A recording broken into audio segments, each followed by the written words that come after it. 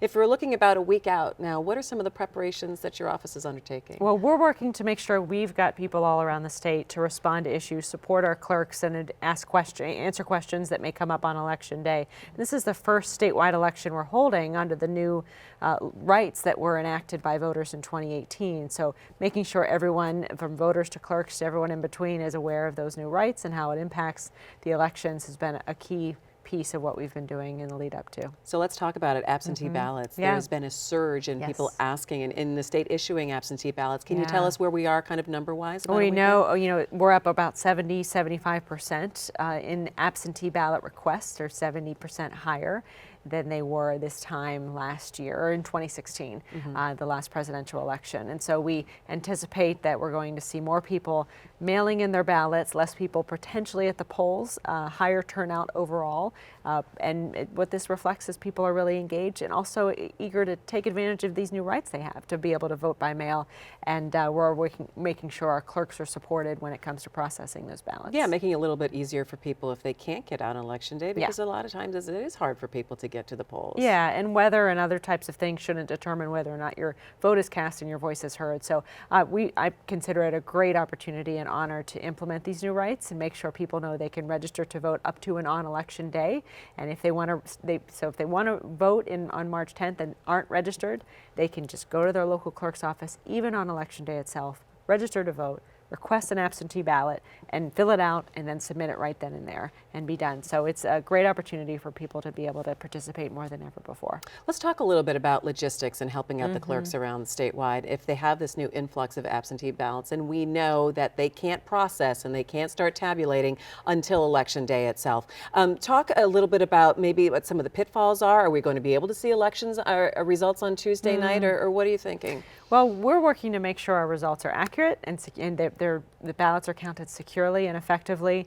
When you have this many more ballots being sent in centrally to our clerks, what almost every other state has done is enable them to begin processing those ballots ahead of time. But we don't have that here in the state of Michigan. That is still being bounced around the state legislature. The goal is to get that in place and to make sure that our clerks have all the support, time, and resources they need to process these ballots effectively, then put them through the machine to be counted on Election Day, and ensure our results are as accurate as possible and also delivered as efficiently as possible. So when you say that, though, you're still not, when you have this influx of absentee, you're still not quite sure when we could get final results.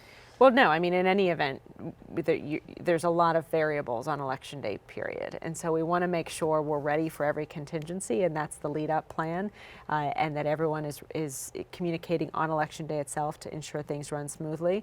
So we have every, intention and focus on delivering those results accurately and securely and efficiently. And again, grappling with all of these new procedures and with our clerks in our over 1,500 jurisdictions around the state to support them and get them the tools they need to do their jobs again efficiently and effectively. So what are some of those questions that the clerk's offices are asking your office from around the state? I think it varies, because we have clerks that manage many precincts and thousands of voters, and clerks that only have a township and have a smaller jurisdiction. And so what works in Alpena or what's needed in Houghton is different than what might be needed in Hillsdale or Grand Rapids or Detroit. And so we recognize that, and we've been working to do support in different ways to clerks around the state.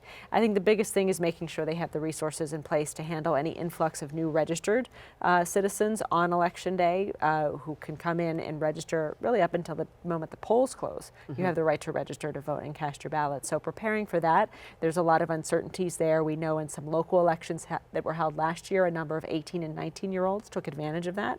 And so I anticipate that will happen again this year, particularly in November. Let's talk a little bit about something we touched on just a couple of minutes ago about the state legislature taking a look at letting clerks be able to start to process those absentee ballots before Election Day itself. What kind of traction are you getting there? And what are some of the conversations that you're having with lawmakers about maybe moving that legislation forward? Obviously not in time for the primary, but beyond. I'm optimistic that the governor is going to support any legislation that we can get through the legislature. It's been an educational challenge to ensure our legislators, many of whom have not run elections, and none of whom have run elections under these circumstances, that they can learn from their colleagues in other states and clerks on the ground who have run elections under these new procedures already in local elections, to hear from them, the experts on the ground, about what they need. It's really an issue, in my view, of just making sure our statutes now match in the needs of these new rights, and so shouldn't be a heavy lift. I'm surprised that it's taking so long, but as I've learned in Lansing, everything, even if it's practical and data-driven and solution-oriented, becomes political and politicized, and I think that's why you're seeing things held up a little bit. But my hope and expectation is that this is a bipartisan effort by clerks from both sides of the aisle, and that will rule the day and make sure that, again, they get the support they need to do their jobs. Another thing that you've been advocating for is that businesses should be giving people the day off on election day, so they should be able to free and go to the polls and exercise their rights. And what's the feedback that you've been getting about that? We also want them to serve as poll workers, and we see democracy as a team sport. And so we've been connecting with employers throughout the state to say, look, if you can give your employees the day off to serve as poll workers, that can go a long way in ensuring that we have a professionalized workforce working at the polls on election day, helping to process these absentee ballots, and bringing us all together to make sure democracy is run effectively. So I'm optimistic. There's a lot of enthusiasm. It's been received as really an opportunity to be patriotic and participate, and particularly in a historic election year for our state. And so I think we'll see, and we're in the process of finalizing what that's actually going to look like, but I think we'll see a number of employers step up and be a part of democracy this year in new ways, and I'm thrilled about that.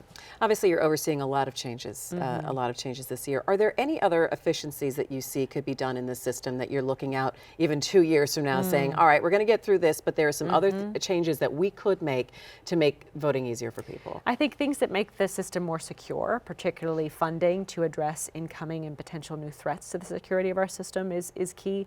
One of the things we've been working with Congress on is trying to get a dedicated source of federal funding tied to national standards of what security mechanisms every state, every machine, every operation should meet. And the threats to the security of our elections didn't begin in 2016. They won't end in 2020 or in 2022. And so developing a strategy moving forward and an infrastructure to protect the security of our elections is key, and something that I'm continuing to spend a lot of time on.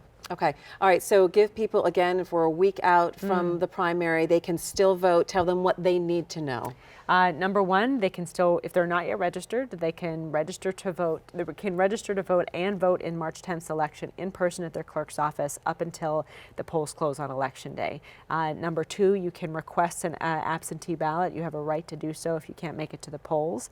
Closer to the election, we encourage people to actually just go to their clerk's office, request it, and return it right there, so it doesn't, you don't get it cut up in the mail service. And then finally, make sure that if you're interested in working the polls, in serving as a poll worker, let your clerk know. We'd love to engage people on election day, especially if you've already voted absentee. Work the polls and be a part of serving on the front lines of democracy for all citizens, and then enjoy waiting for the results as we process them on election. It takes a lot of people to work the polls, and it's a long day too. It is, and it's compensated. People are compensated for their efforts, but democracy, again, is a team sport. It requires all of us to work together to make sure that every voice is heard, and that's been the big theme of my office this year. And we've been working with, again, employers, community leaders, and everyone in between to engage everyone in making sure Michigan, in this historic role that we're going to play this year, meets everyone's expectations and delivers on what voters want.